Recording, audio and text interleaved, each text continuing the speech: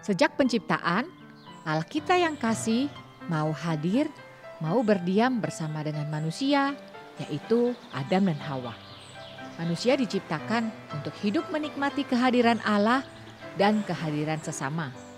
Namun, hal itu rusak ketika manusia berdosa dan memberontak kepada Allah. Dosa membuat manusia tidak bisa bertahan menikmati kehadiran Allah. Dan dosa juga membuat manusia kesulitan dengan kehadiran sesamanya. Tetapi manusia tetap memerlukan kehadiran Allah.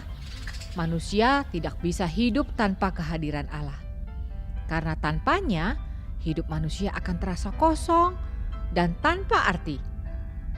Manusia berdosa mencari pengganti kehadiran Allah dengan berbagai macam hal, seperti kesenangan, kekayaan, kemegahan, dan bahkan ilah-ilah palsu. Namun semuanya itu tidak pernah memenuhi hati manusia. Lalu bagaimana? Manusia memerlukan kehadiran Allah, tapi manusia berdosa juga akan mati ketika Allah yang suci hadir di tengah-tengahnya. Apakah Allah masih mau hadir di tengah manusia? Ternyata Alkitab mengatakan iya, Allah mau hadir di tengah umatnya. Di dalam Alkitab bahkan dikatakan Allah mau berkemah di antara umatnya. Umatnya yang baru saja dibebaskannya dari perbudakan dosa dan sedang tinggal dalam padang gurun. Wah, ternyata Allah betul-betul mengasihi umatnya. Allah bahkan mau hadir dan diam di antara umatnya. Lalu, akankah kehadiran Allah yang suci ini mematikan umatnya yang berdosa? Karena orang berdosa tidak bisa bertahan di hadapan Allah yang suci. Nah, Allah memungkinkan hal itu terjadi.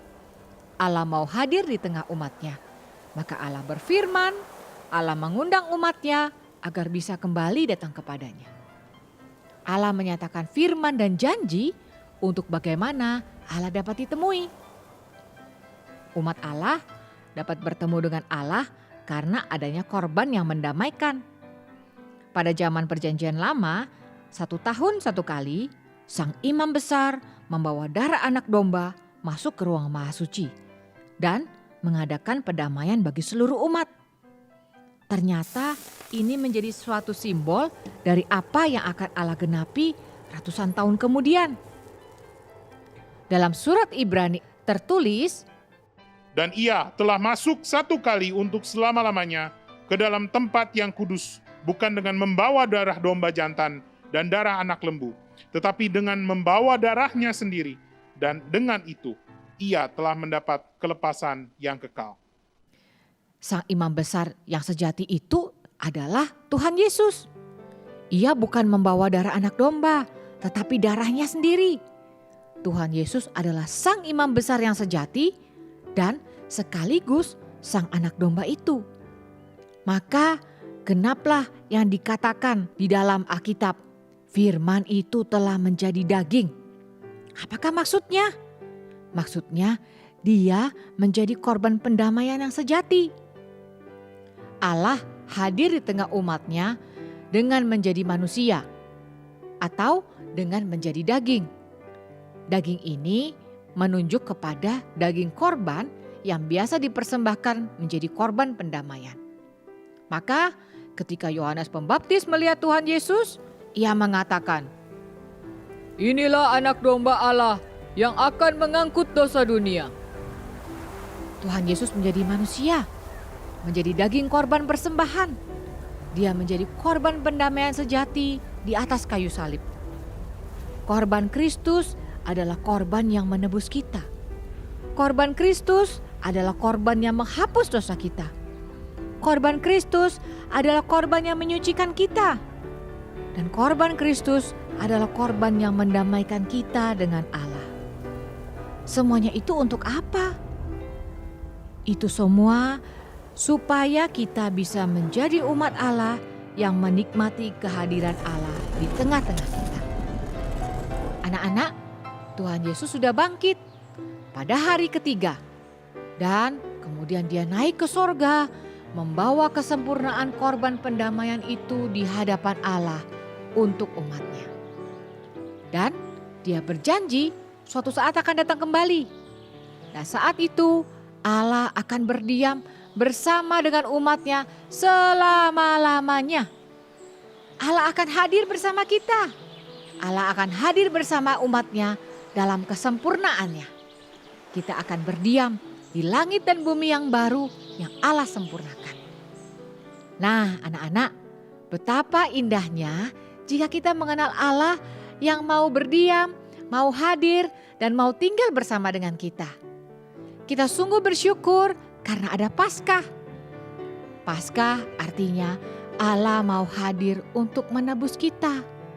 Paskah artinya Allah mau hadir untuk membawa pendamaian bagi kita dengan dirinya. Puji Tuhan untuk hari Paskah. Selamat Paskah anak-anak. Anak-anak, mari kita berdoa.